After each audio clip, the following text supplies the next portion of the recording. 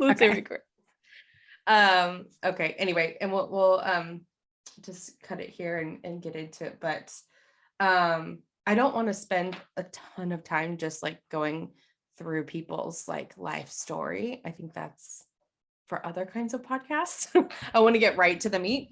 Yeah, let's do it. So, okay. All right, let's jump in. Guys, today I have a fantastic, good friends. You know, when you meet people and you're like, man, they are just good people. She's just good people. That's what we say in the South. I don't know. But I met Liz Mcvoy a couple of years ago through a program we were in together. And we've just been like kindred spirits, like fast friends. And Liz is a coach. She's amazing at marketing. She's a web and brand designer. And I'm so excited to have her on the podcast today. So welcome, Liz, to the Girl Gang podcast. Oh man, it's taken long enough, hasn't it? I'm so glad to be here. Yay. Oh, it's going to be so fun. So also tell us where you're from. Oh, right now I'm in the balmy 18 degree Grand Rapids, Michigan weather. Midwest. I always say where it's freezing cold, but the people are warm. Yeah, that's true. Okay. I will say it was 29 degrees when I woke up this morning here. It's cold today and yesterday. Oh, it's been really cold, but like nothing else is going on. Yeah, it's all context, right? Like it'll get 90 degrees this summer and be humid. We'll be like, oh, this is awful. When's fall going to be here? And anytime my husband says like, God, it's so hot. I'm like, you shut your mouth. You shut your mouth. We could live in You Texas. do not wish this away. Yeah, that's true. I know. Well, let's get into it. Liz, you're a mom. You're a business owner. You've been in the corporate world. You've done that thing. You've done the switch to make this full time. Let's get into some good stuff. So just really quickly, tell everybody a little bit of who you are and your business. Yeah, I am a business school dropout. Love it. Business school dropout, switched to film degree because I thought like theater and choir were my loves. And I figured, yeah, I'll learn the other side of the camera. And that launched into an entire career around storytelling and doing that as a video marketer, brand designer, web designer, and corporate. And then I had the audacity, I guess, to say, hey, maybe my talents and time and knowledge and 10 years of experience is worth something, and I can make money doing this and be able to call the shots for myself. So I launched a business at 37 weeks pregnant, which at the time was like 6 weeks into the pandemic when we were all still like, yeah, we'll be back out in the world in no time. Fast forward today, I've left my corporate job and been doing this almost a year full time, both Done For You agency and mentoring other women who have beautiful gifts to give in the world and just need to figure out what's the best way to show up and present that. Yeah. And that's what you're so good at is storytelling, is talking with people, engaging with people. So 37 weeks pregnant and you're like, let's just why not? I don't know. What is it about us? Is that our entrepreneur toxic trait? That's like, what's a little bit more chaos? Yeah, it was kind of like hey, if all odds are stacked against you and you can still do it, then maybe it's meant to be. Yeah. I mean, I quit teaching in the middle of a pandemic and we bought a house at the same time, which if anybody knows about that process, like that's risky. We really got in. Yeah, you're like, we better close on this baby before I actually leave my job. Oh boy. And it was a little sus, but that's fine. But yeah, I don't know. I think anytime you up the ante in life, it's either like you have to commit to it wholeheartedly or I don't know. I'm not big on manifestation or anything like that, but I have seen in my life the things that I've been committed to and driven about, like I've gone and done it versus if I don't think like I can do it, then might as well not even try. Yeah. Yeah. I'm the same way. I think, I was just on Instagram live with a partner that we have, Mary Lyons, and she's a financial planner. And she was talking about her and her husband and how most spouses or partners differ very much so on their views of money and habits and spending and whatever. And she was saying her personality, which is also mine, it sounds like yours, is much more like, I'm going to go with my like what I know I'm good at, what I'm skilled at, a little bit of my like intuition, my gut, if you will. I'm going to make a smart decision, but like, if I think I can do it, I'm going to try and go for it, because there's this kind of mentality of like, why not? And, I'd rather do it than not try at all, kind of thing. And it helps if you have like your husband so supportive, my husband's supportive. Like I had you and so many other girls. So those listening, I met Amanda when I was 3 weeks postpartum with my son, Isaac. And it was like, all right, we're doing the dang thing. Like I'm on maternity leave. I'm starting this group program. Like this is the beginning. And I would not have had the momentum if it weren't for being with other women that, like I said this about you today, you make room for other people at the table and you believe that there's like something in everybody. And it's just a matter of a game plan and strategy and like trial and error and not being afraid to fail. So being in that community with you is what got me to where I am now. I would say the same thing about being in that spot, because I was like in the middle of just the worst spot in my entire teaching career. I was hating my job. I was teaching during the pandemic. So, I mean, teachers out there, I should not have drank soda before we did this interview.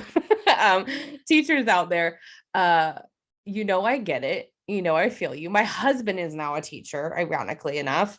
And I don't think I would have I think I would have jumped out into, a small fish in a big pond kind of situation and like shrunk back had I not had community and like actual, and I say community, it's such a buzzword, but like what I mean in this situation is what you're saying is women or other people that I could confide in about what it was really like growing my business and what it was really like quitting my job. Right. And same for you, like what it was like having a baby on your hip during coaching calls. Right. Which that's kind of what I want to get into today is, and that you and I are very like big on, is we want to tell the truth about what it's like to run a business, and not everything is like aesthetic and sexy. It's just not. Yeah. And the pressure, there's pressure. You can know that. You can know that truth. And I know we'll get into this. Yeah. But, and you can believe like, no, I am enough. And then it still constantly seeps into you because of social media and because of just comparison. And so how do you continually realign, put those blockers up and say like, okay, no, I'm going to trust that how I show up is exactly going to attract whoever needs that. I don't need to be like this other person who maybe has the success that I want, but it doesn't mean you have to follow their trail. Yeah. Yeah. Well, let's just get into it. So let's start with being a mom. Okay. You're a mom. You're working from home. What's that really like? Yeah. So, okay. Right now, my daughter just turned 4 at the end of January. So she's in preschool. She's in preschool part-time. So 2 half days a week. Got it. And my son will be 2 in May. So crazy. He's kind of like that marker. I know. So real talk, my kids are wildly different, just like everybody else who has kids or will have kids. Your kids are going to be wildly different. But my daughter is beautifully complex and wonderful and challenging. And from the get-go, we've also had help with daycare. Like my kids are in daycare when the pandemic was started and we didn't know what was up. And I wanted to be super cautious because I was so close to delivery. We pulled my daughter. And so that was really weird. Like working from home, my husband was home, my daughter was home. Like my mom tried to help. It was like us, my mom and my stepdad were the pod. Like right. This is, March 2020. So fast forwarding to today, like I don't have my kids home with me all of the time, which has allowed me to get work done. But what I have now is the beauty to have more time with them. So like after preschool on Wednesdays, I spend time with Nora.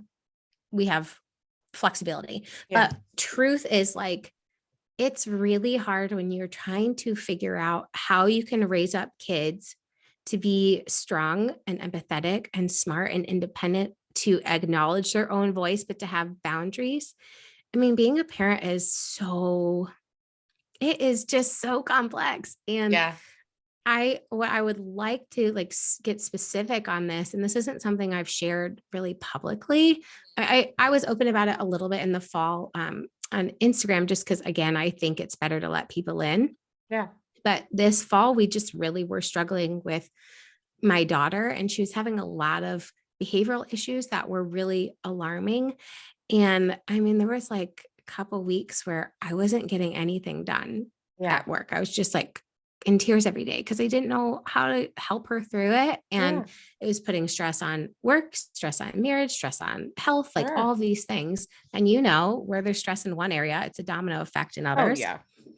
And so now we were able to go get the support that we need, which is great. And things have been really on the up and positive and wonderful, but I shouldn't say nobody, very few Not times common.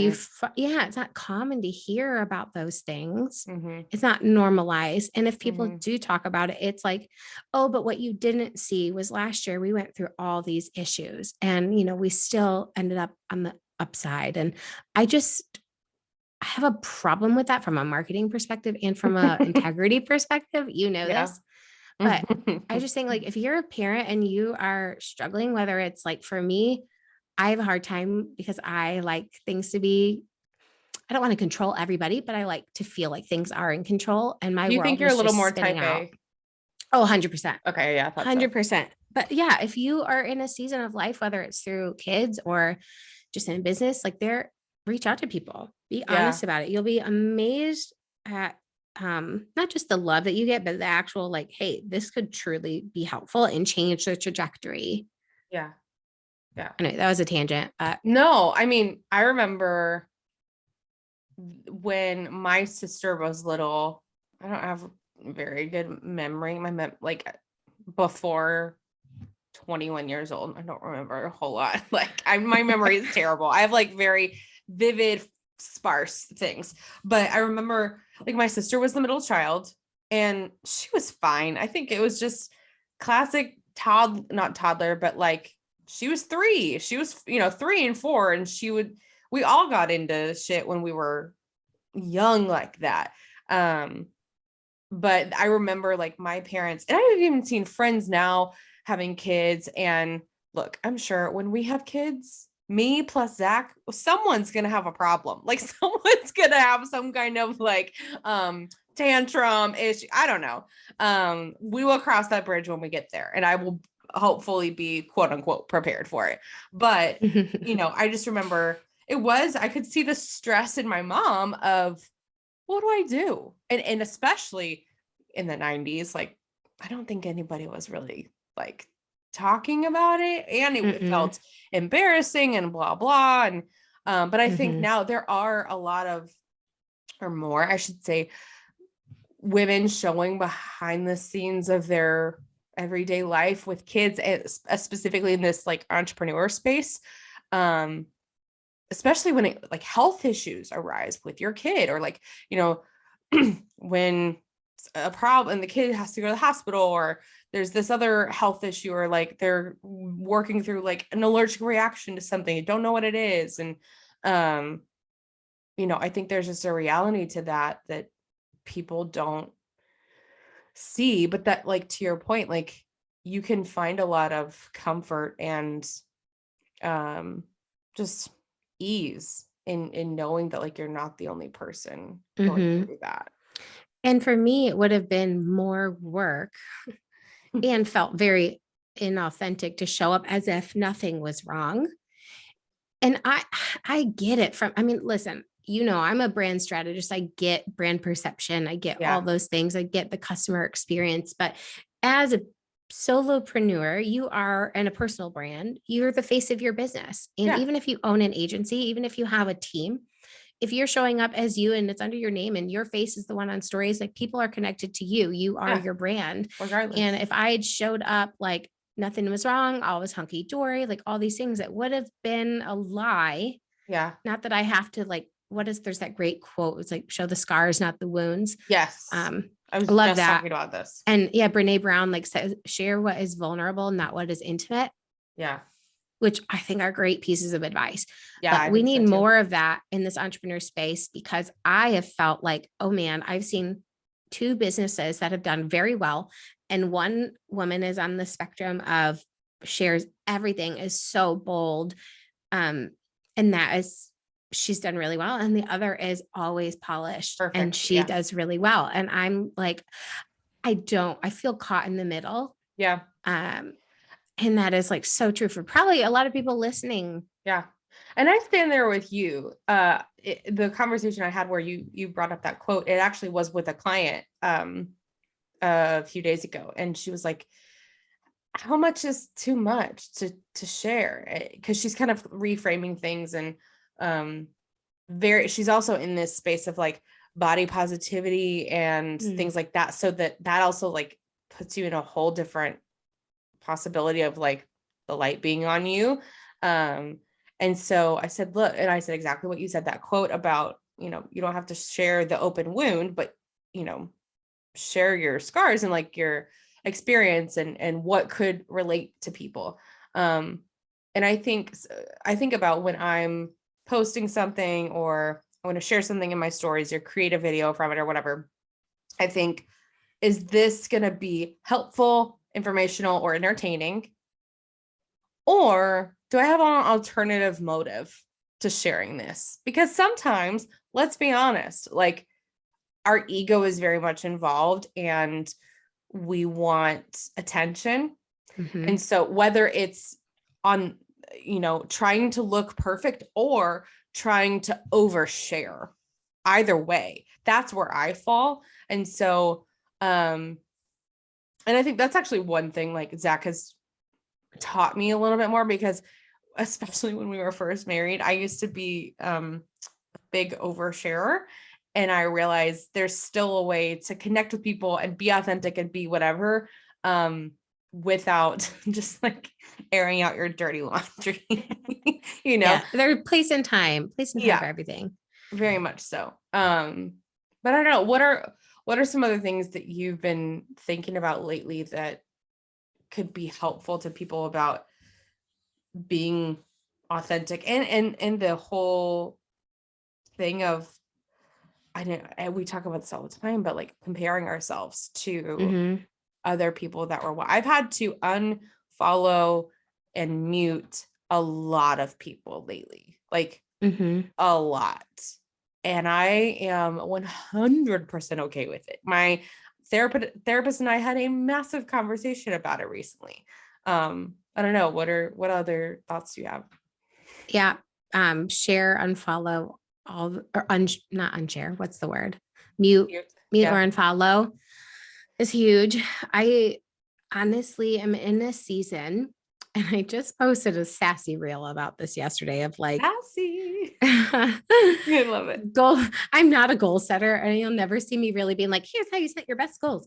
But what I do know about goal setting is more of like the anti-goal setting. I have a personal issue with tying goals to only monetary things, because I'm an Enneagram 1, and that usually means if you're an Enneagram 1 that you are a big planner. There's like black and white, right or wrong, like perfectionist, and things that make you feel horrible. It's like letting anybody down.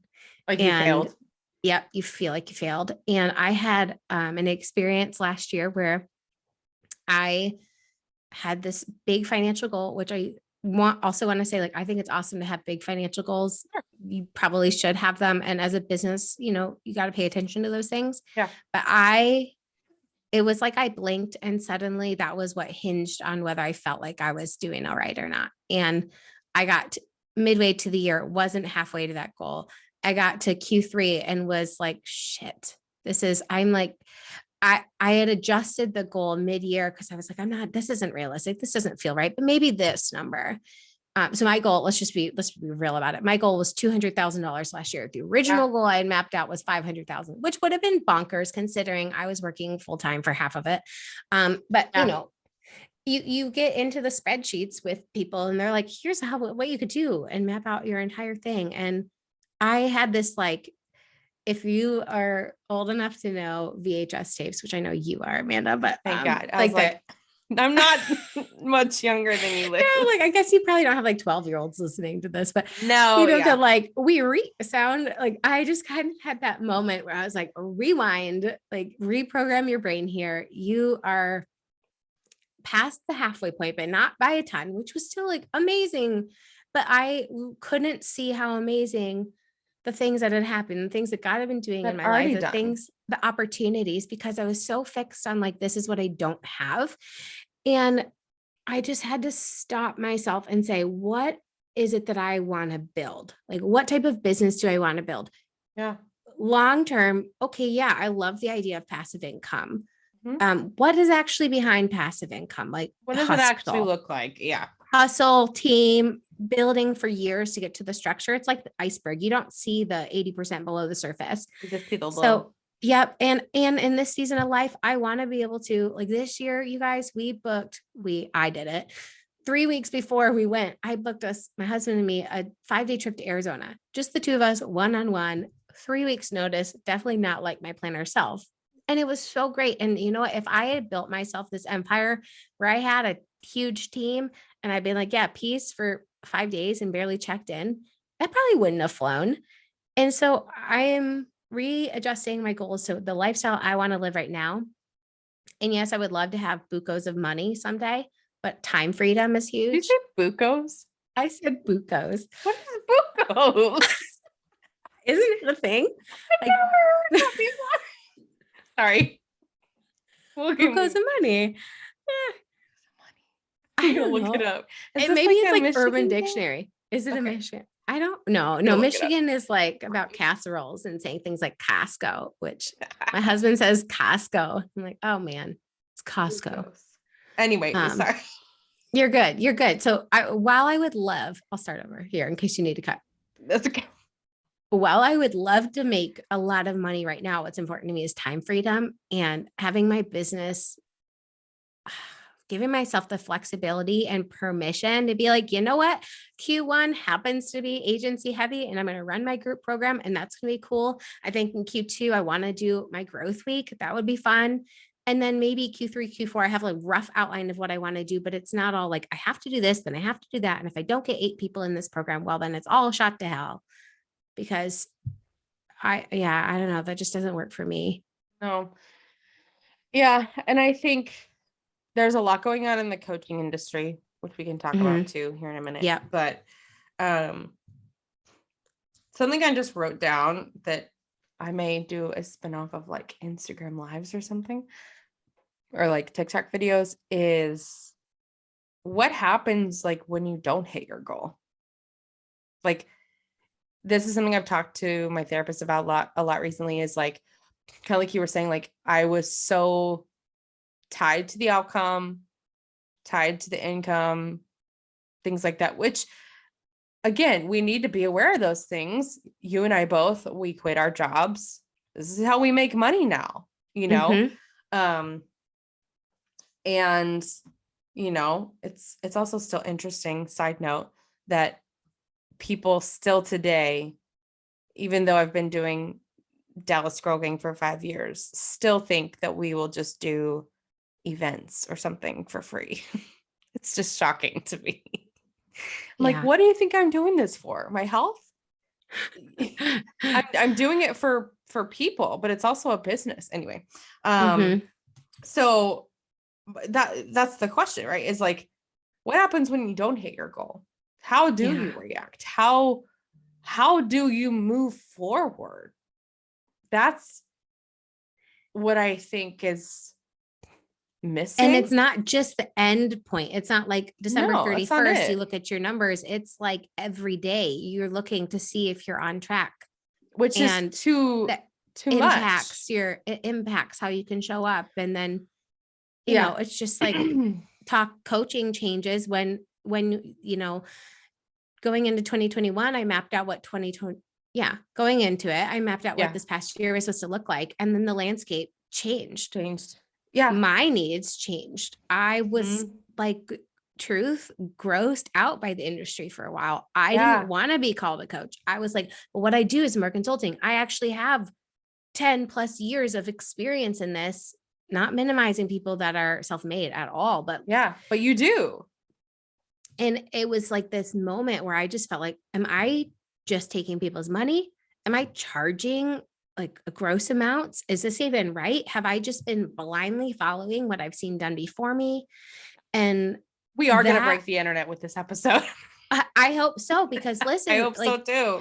Shit. it was this moment, and I've been open with my community about this, and I've sent emails saying like I was spiraling for like a good 8 months because these were the things that I was thinking about, and I was thinking about you sitting in your home like being panicked that you're not going to make money because if you know invest in a coaching program and it's costing you $1,500 a month, how much money do you need to be bringing in for that to fit in your 30% along with your other business expenses?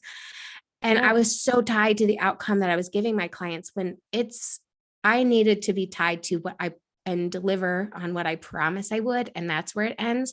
But it's so hard to be an empathetic coach and not, oh man, not get so sold out for your clients too. And so I was just in this really weird mind warp, and going into the fall, and then the landscape changed and people weren't biting on programs. And then that also fed the, like, am I actually helping people? And so, to your point of like, what happens if you don't hit your goal? It's not just at the end, it's the whole time and trying to get to it, and the mind warp that you're like stuck in this loop and nobody talks about it until they're out of it. Yeah. Until they're out of it. Which, and you and I did while we were, when we've been in seasons of like, I guess we would say scarcity mindset, or, something happened and we're nervous about it, or weird feelings about the coaching industry, things like that. But I remember calling you when I was on a run, and I was like, I'm going to go on mute so I don't sound like I'm dying, but you just tell me like what's going on. Yeah.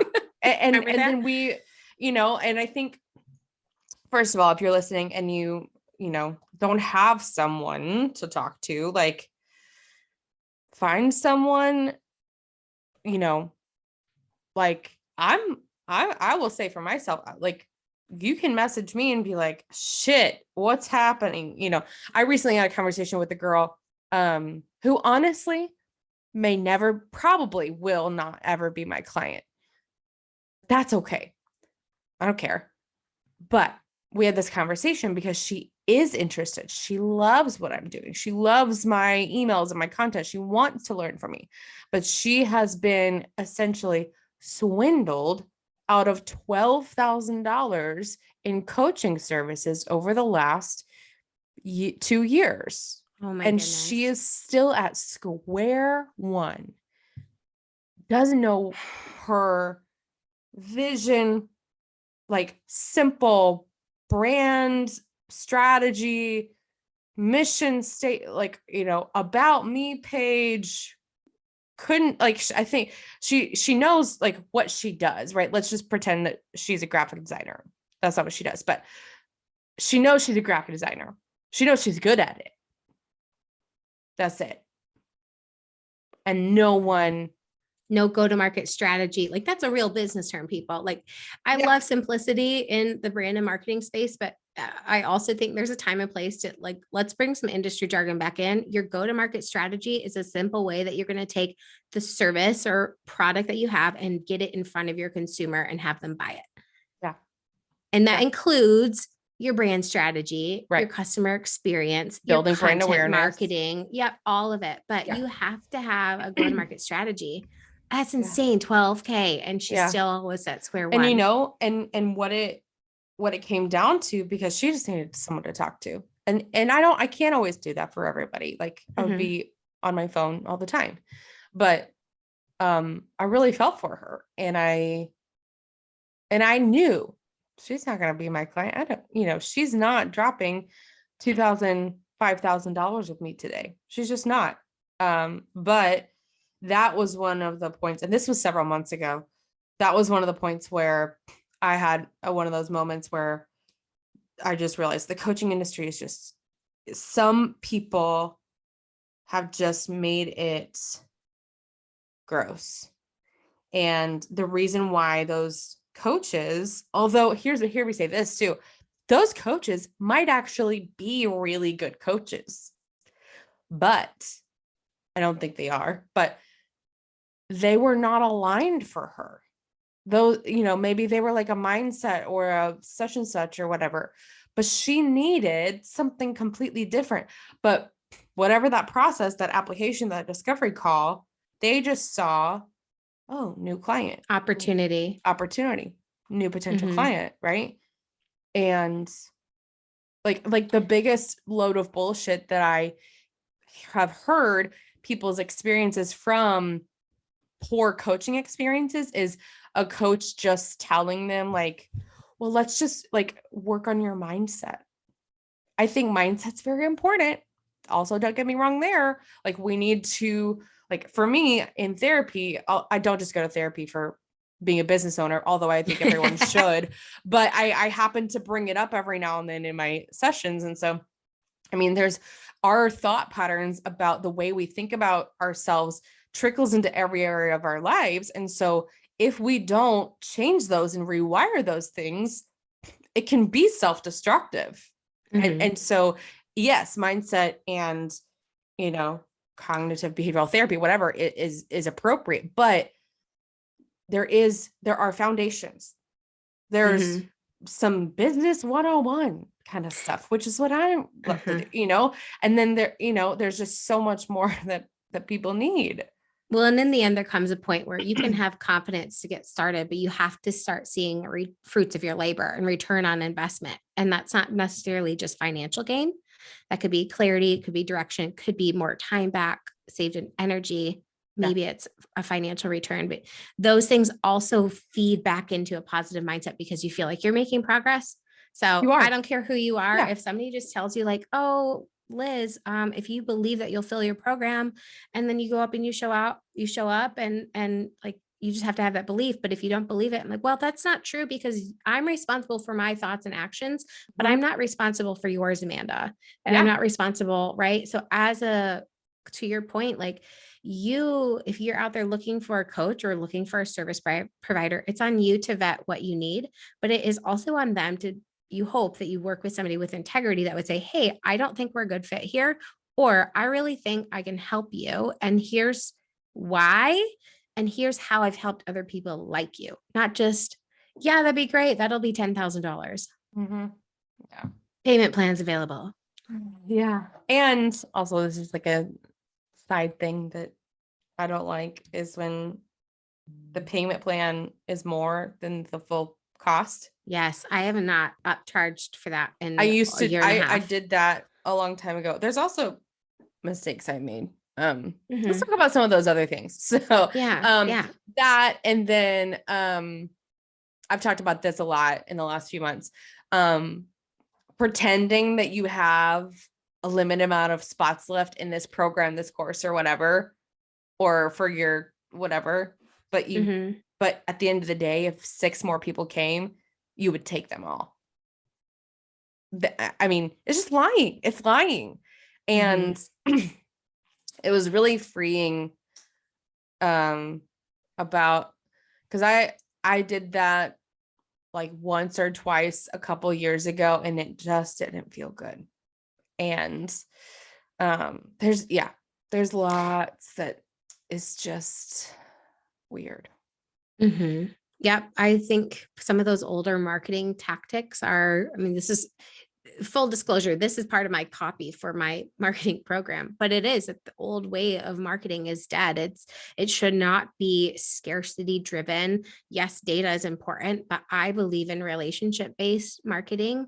Yeah. And I think that the opportunity to serve your audience through the way you market to them is going to buy you more loyalty in the long run, even if it's just having a cheering fan in your crowd rather than a paying customer.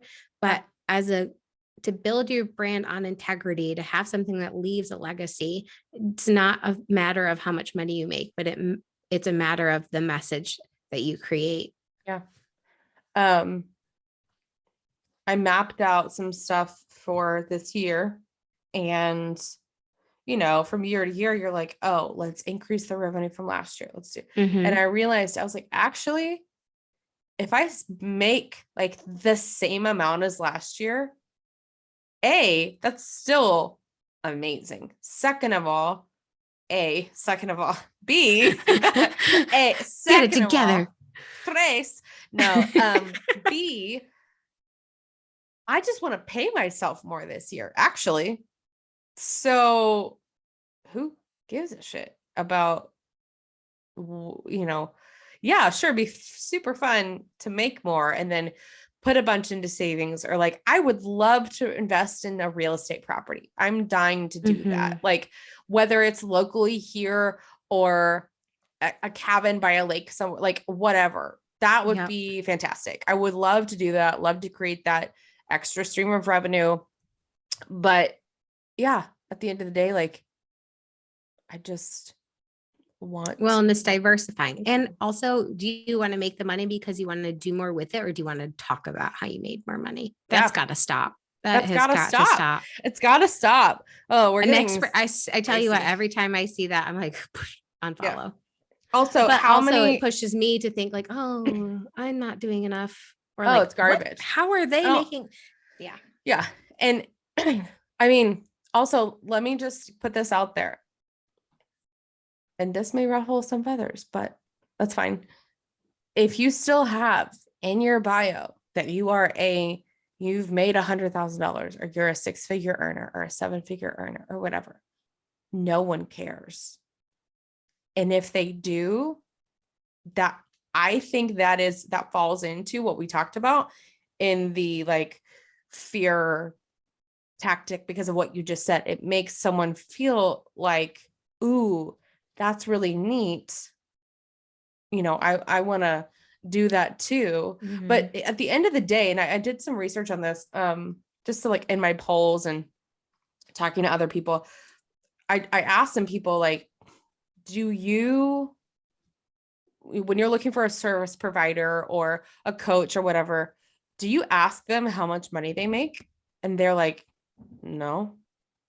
And then, I think there was another question of like, if you see they make X dollars, like if they have it in their bio or something, does that help you make a decision more? And the data was interesting. Like, people have said it's more interesting from the get-go, but then if I see like their website or their process is slow, or like they're not a fit for me personally, like we don't vibe together, I don't like their personality, or I don't think they have what I need, I'm not going to just book with them because I know they make a lot of money. So why are we like this? It's like this, Amanda. Let's say you drove, what's a really nice car? I don't know cars, but let's say you Porsche? drove like, I don't know. Yeah. Let's say you drove a Porsche. And I'm like, ooh, I want a Porsche. So I'm going to go be friends with Amanda, because by being friends with Amanda, I'm going to someday end up with a Porsche. I think that is what happens in the coaching industry. Yeah. Is people see, and this is the funny thing, because like I've seen this. Yeah, I've seen this line out there before, and I'm not trying to put anybody down or be negative at all. Like, please don't hear me as being catty, but I've seen people say things like, oh, go work with somebody whose lifestyle is what you want, which that I think makes sense. But then I also see those same people flocking to the same branding, flocking to the same, like 7-figure earners that are talking about how they've hit 7 figures, that are talking about the impact that they've made. And I'm like, you're not going to become them just by learning from them. And I think there's that little bit of warp. It's like, are you going to them because you believe that they can help you come up with a custom strategy for your life, your business, and keep you in check with that? They're not trying to, you cannot, whether you're working with a consultant or a coach, which are different, you cannot expect them to get you results. You are responsible for them, but they should know your business and guide you in creating a strategy to support your goals that are realistic for your life and your business. Yeah. Because truth be told, I have 3 7-figure business owners in my mind right now, and I would not trade my life for theirs. Yeah. Partially, none of them have kids. and all of their stuff is beautiful, but I have to But it's not remember relatable for you. they're in a different life than Yeah. me. Yeah, totally. And that's not what I okay. want. So I can celebrate them. I can support them. I know that they're awesome at what they do, but that I don't need to be in close proximity with them because it's throwing me off where I'm being called to go. Yeah. Man, I was going to say something a second ago and it just oh. What are your thoughts on that? Like, So this is where backing up, you said, if you want their life, it's not going to just happen. So mhm. I think I don't like mean to toot my own horn right here, but I think where I love to come in is, and where I think people should start in some cases is, do you even know what you want yet? Do you actually, like, have you sat with yourself to see, what do I want my life to actually look like? Why the hell did I actually start this business? Or why do I want to start a business? If you want to look a certain way, make a certain amount of money, have a certain lifestyle because someone else does, I'm not your girl. And I don't think you are either. But if you still need help discovering, like, okay, what is it that I want to do? How do I want to be aligned? How do I want to build a brand?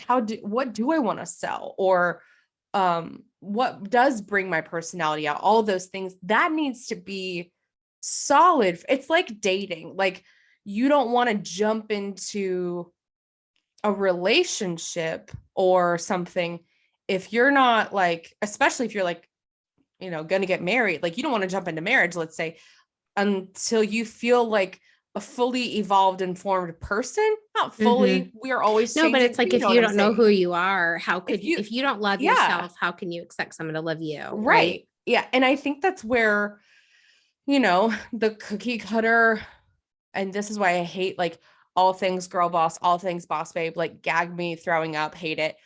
That's where the cookie cutter, glam, aesthetic, girl boss, boss babe stuff comes from. And it's just people seeing something attractive, chasing a shiny object, and they lose themselves and they don't know who they really are. And they're trying to be It's someone brilliant else. marketing, but it's destructive. Yeah, sure is. Sure is. Yeah. Yeah.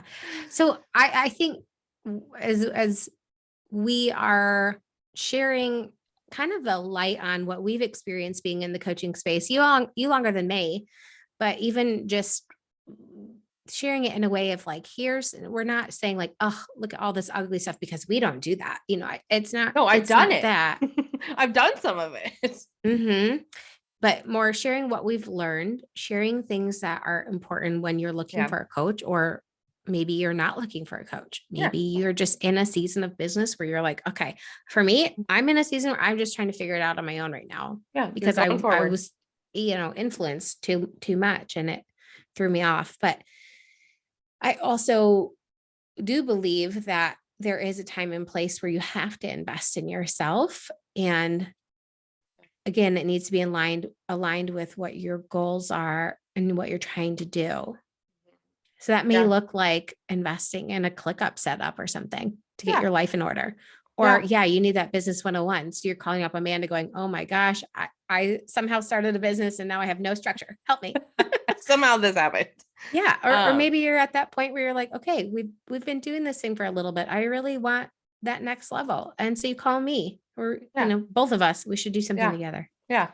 Well, so what would you say is your biggest piece of advice when it comes to, like we were saying earlier, that balance of, like, being authentic and being vulnerable, but not, airing out all the dirty laundry, especially when it comes to, because, like, everything is so video based, right? You are obviously huge into video, like, you produce videos and you're very talented in that. What would be your biggest suggestion? I think I actually,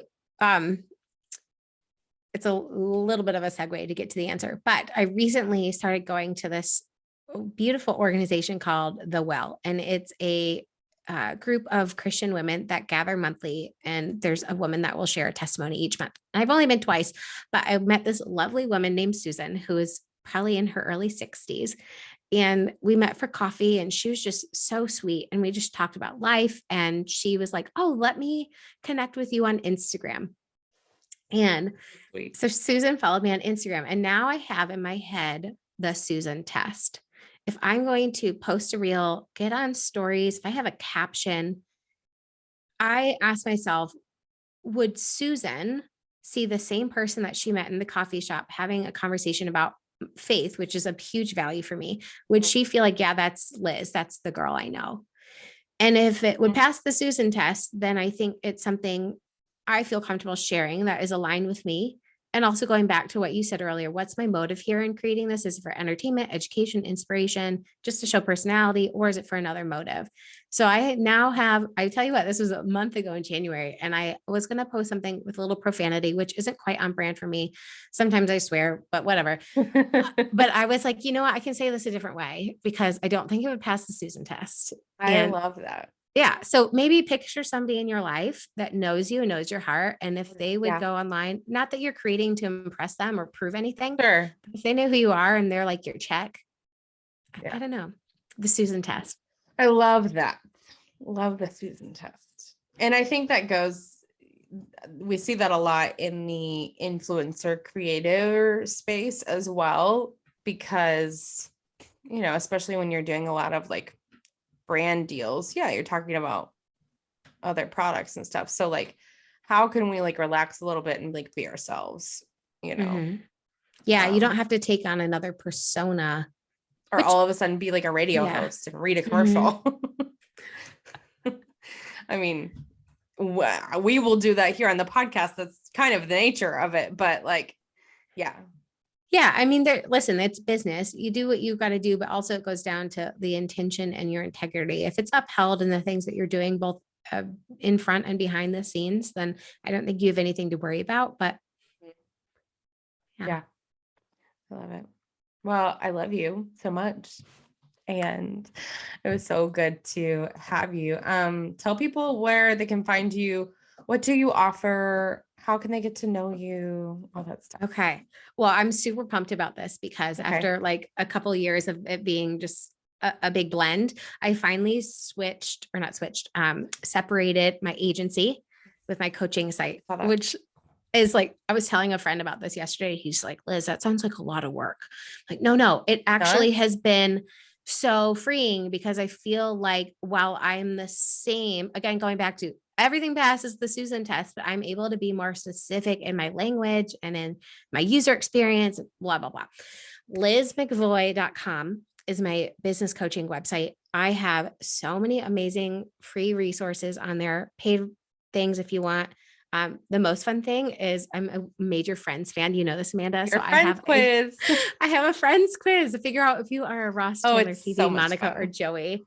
It will take you 5 minutes or less. And at the end of it, it's not just like, cool, you're Joey, move on, but actually gives you some guidance on the type of brand personality you may have, things to look out for. Yeah. So that's a fun way. Instagram, my handle's Liz Mcvoy. If you need higher level consulting for your business, if you're a small to mid-sized business, or if you are needing personal branding and web design, you can head to lizmcvoycreative.com. That is my agency. So those are the main places. But like you said earlier, Amanda, if people just need somebody to talk to, slide into my DMs. I'm always an open book. Yeah. If it's something where I feel like, hey, this actually is like, maybe we should do an intensive, I'll let you know. But yeah. I'm happy to be a resource to people. Yeah. Thing. Well, I adore you and hope I see you at some point this year. Like I want to see you again this year. Oh, for sure. I'll next time I go to Austin, I'll call you in advance instead of like, hey, you're 2 hours from me. Yes. Call me. It's 4 hours from here. Oh, is it 4? Oh, yeah. But yeah, call me and we may do a little bit of traveling this year. I don't know. We should host, how you were like, oh, maybe I'll just make this thing an in-person thing. We should just host the most killer retreat. Something.